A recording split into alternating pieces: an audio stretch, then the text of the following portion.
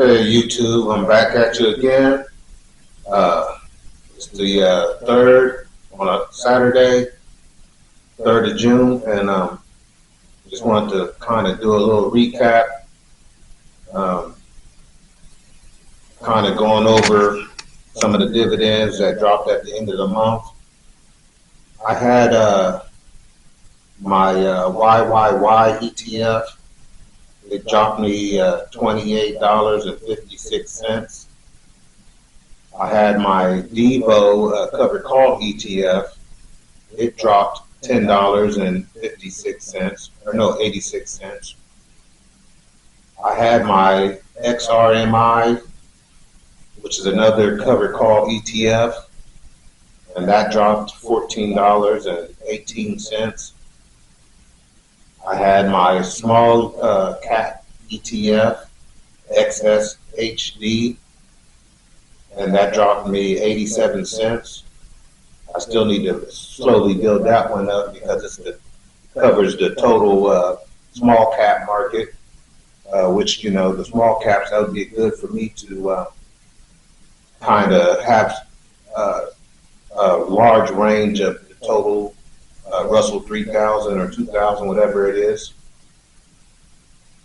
I have my Orchid Island dropped, and that was $6.24. And so, yeah, those are the ones that drop on pretty much the end of the month. And, that was, of course, all reinvested. And that's basically what you do. But, what we're continuing to do here. Again, I had stopped, I had finished reading my Investing in Dividends for Dummies. And now I'm reading Exchange Traded Funds. I don't know if you can see that, Exchange Traded Funds for Dummies. And it's just a little bit more information, getting information about some of the good funds that are suggested by the author. The author being Russell Wild, a MBA and a financial advisor. And so, you just want to continue to get all the information that you can.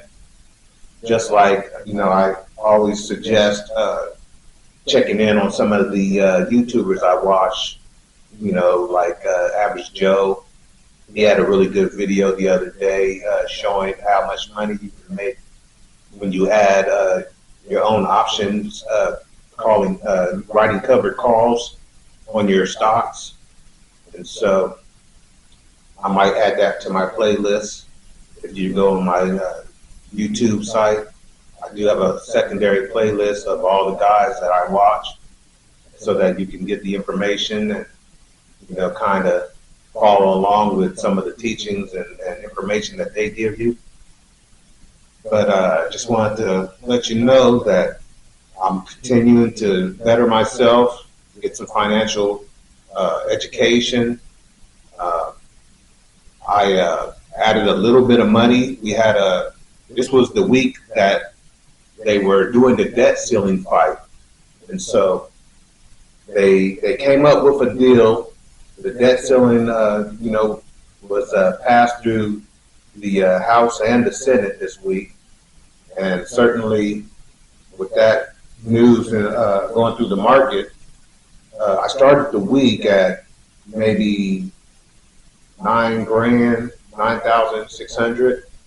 And so with that news, I added maybe $130 myself to my portfolio. But during the week, we had green days in the market pretty much every day of the week with all that news. And so I ended the week with my portfolio value at 5 figures I now have $10,031.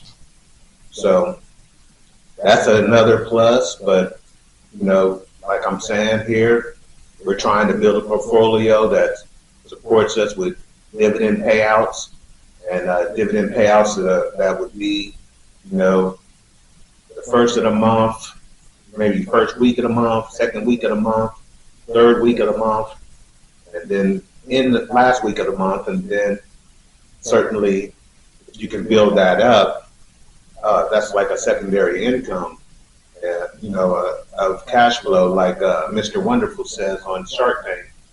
That's what you want. You want to have something that gives you cash flow. So we're going to continue to build some of my stocks and ETFs that drop on the first and second week of the month, and also my Prospect Capital Corp, business to business lender, which they drop on the third week of the month. And those would be the ones that I'm gonna continue to try to build up and get the cash flow rolling. And again, you want to remember, the taxes that you will pay on your dividends. It's going to be a lower rate, maybe 15%, if that.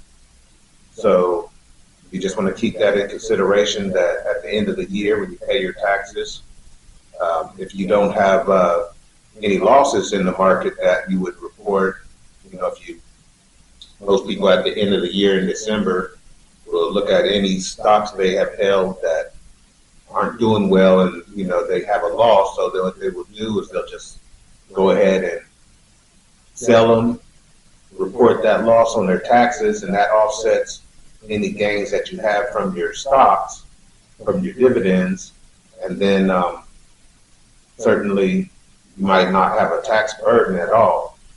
So those are some of the things you want to remember in this whole investing deal, investing in the stock market. I also, I'm continuing to do my little secondary grass cutting for one or two of my church members on the side, and that helps out during the summer. And also, we had a week where the gas prices kind of came down, and I was able to buy some gas at a really cheap price, coupled with the fact that you want to use your Kroger points if you use Kroger, and getting some almost $1 or 30 cents off on your gas, that helps out. So that's where we're at this week. I just wanted to check in with y'all and let y'all know how I was doing. I just want to remind you guys to check in with me, because one of the stocks that I still haven't had word on is the Yield Max for Apple, APLY, I believe. And so when I get that dividend and see what their option play on the Apple stock is doing, I will go ahead and get you that information, and that way anybody who's following me can see, what's the pros and cons of some of these covered call ETFs that, if you build them up, if they're doing great on cash flow, that would be an easy way to start, forexing your portfolio. So this was going to be a short one today. Like I said, I was just reading up on exchange traded funds. I'd already own a lot of them, but I just want to get some of the pros and cons. I did find out and read about some of the pros and cons of exchange traded funds that follow the bond market. There's some tax advantages when you invest in bonds that are municipal bonds or treasury bonds, but most likely bonds are just pretty much so low yielding that they're just a hedge on keeping value of your money as you go along. So it's pretty much not that different from having a higher yielding savings account. So, you just look at those pros and cons. I had a bond fund for a little bit last year, and with the increase in interest rates, it was destroying that bond fund, so I sold out of it the first day that I had a green day in that one. So I got rid of that, and got back to the book, reading up on how that stuff works. It probably was the best thing for me. So I just wanted to let you guys know that. Continue to follow me. Like and subscribe to the channel if you haven't already. Leave me a thumbs up because, certainly you need those thumbs up for the YouTube algorithm. And I'll check you guys in the next one. And have a good day, good weekend. Peace.